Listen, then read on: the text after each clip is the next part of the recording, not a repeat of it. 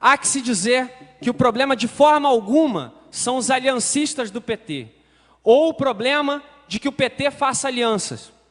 Mas alianças em torno de projetos e propostas que viabilizem os sonhos dos petistas e da população para a sociedade em forma de projetos e decisões efetivas que melhorem a vida do povo. Não é o que vem acontecendo há muito tempo. A questão que precipita meu posicionamento nessa noite tem a ver com a oferta feita pelo prefeito da cidade de que o PT aumente e intensifique sua participação no governo, aceitando ocupar uma secretaria de ponta com vias de reafirmar, no final das contas, seu apoio eleitoral ao prefeito. Como eu tenho a posição diversa da dos meus companheiros diante da compreensão que, uma vez aceita, essa secretaria vai apenas intensificar a aliança até conduzi-la a um inevitável apoio eleitoral, não posso acompanhar esse movimento. Quando entendi isso, essa implicação entre a nova secretaria e o compromisso eleitoral, não ditos e não manifestos em decisão formal, mas aqui eu os coloco como posição política, como análise da conjuntura, quando eu entendi essa implicação entre a nova secretaria e o compromisso eleitoral, quando entendi que o PT iria minguar totalmente as suas possibilidades de saída, depois de um acordo onde se comprometeria mais ainda a administração adentro, passei a pensar junto com meus companheiros em como agiríamos para não sermos hipócritas, aceitando a ampliação de uma aliança para permanecer exercendo esse mandato, sem considerar que a posição partidária como um todo estaria fatalmente perdida. A única opção era esta: declarar publicamente a nossa proposta ao partido, reclamar valores antigos de luta do PT e trazê-los ao primeiro plano da ação política através de um ato que merece sim uma breve menção de coragem. Sou um vereador suplente e, embora haja inseguridades jurídicas no licenciamento de André Diniz desta casa, já apontadas e que serão discutidas no tempo certo, a ameaça que sofro é seu retorno, por tratar-se ele mesmo de um aliancista. André pode voltar para que eu não seja mais vereador.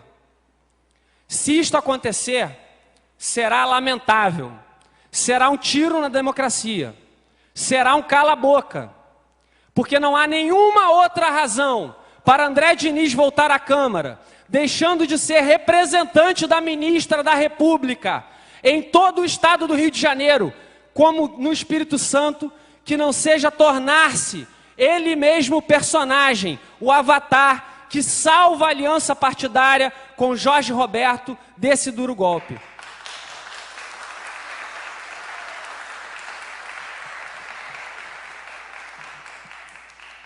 A partir de hoje, a bancada do PT passa a estar na vanguarda da defesa da candidatura própria, na vanguarda do próprio partido, com 2 vereadores fora da base de sustentação e apenas um vereador mantendo seu apoio ao governo. Gosto do André e sou seu companheiro de partido, mas se sua motivação de retorno for prejudicar minha livre manifestação de opinião, pois que venha. Eu deixarei de ser vereador para me tornar um militante sem cargos e honrarias. E essa discussão que faremos será uma discussão honesta entre pessoas que se gostam, mas que têm uma visão diferente sobre a realidade.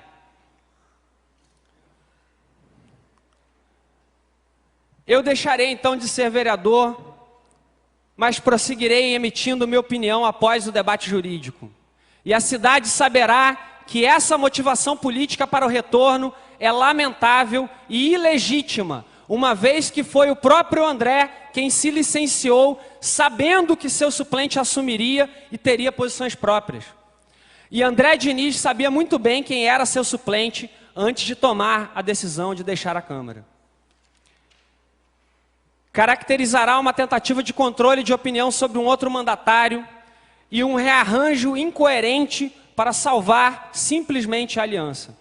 Não acredito que ele fará isso, porque acredito que André Diniz é um democrata de verdade e não apenas na hora em que concordam com ele. Por outro lado, caso respeite minha disposição oposicionista, demonstrará respeito também por opiniões divergentes. Está nas mãos dele retornar ou não. Nas minhas mãos está apenas a necessidade urgente de fazer algo drástico diante do cenário de estagnação em que a aliança tem colocado o meu partido. Minha atitude é respeitosa em relação a todos os membros e instâncias do PT e quero reivindicar historicamente o mesmo respeito vindo da parte dos meus outros companheiros aliancistas, agora que divergimos. É fundamental que o PT esteja unido para enfrentar os desafios que se colocam para a cidade. Vou trabalhar sempre pela unidade do PT. E minha intenção não é dividir o partido, mas unificá-lo ainda mais nos marcos de uma nova realidade construída a muitas mãos. Um resgate histórico de mobilização social no PT. E se tivermos essa mobilização social incorporada à nossa prática do dia a dia, nos veremos em maus lençóis para tentar defender, não o Jorge Roberto simplesmente, mas seu governo. Se a aliança proposta não é de sustentação do governo, porque existem alianças de sustentação do governo, mas é para fazer o PT não ter candidato, como nos disse Jorge Roberto pessoalmente, quando estivemos em sua presença, em comissão formal do partido, para tratar das ideias petistas para a aliança, é necessário, portanto, antes que se avance nesse debate, que é pautado pelo próprio prefeito, realizar um balanço do governo até o presente momento. Antes de considerar se podemos rumar no sentido e direção de um candidato a prefeito em reeleição, devemos, portanto, por uso da lógica e da leitura de conjuntura, analisar se seu governo até aqui tem ido bem ou não. A partir desta constatação é que podemos decidir se vamos apoiar sua manutenção no cargo. No caso do atual governo, é este o diagnóstico real da situação. E eu listei 15 breves pontos de crítica. A omissão, desorganização e descaso em relação às tragédias de abril do ano passado e seus desdobramentos, com a ineficácia de aplicação dos recursos que pudessem dar a essas pessoas tanto um aluguel social digno, em formato de pagamento conveniente com as leis do país, naquilo que diz respeito à assistência social, quanto por outro lado, senhores vereadores e as pessoas que nos assistem, tanto em plenário quanto em casa, quanto, por outro lado, dar solução definitiva para a questão dos desabrigados na cidade de Niterói. Reparem que eu não estou fazendo uma consideração de que Jorge Roberto é responsável pelas chuvas, mas estou fazendo uma consideração de que as ações do governo são inefetivas até aqui para nos responderem frente aos desafios que aquela grande tragédia que se abateu sobre Niterói colocam.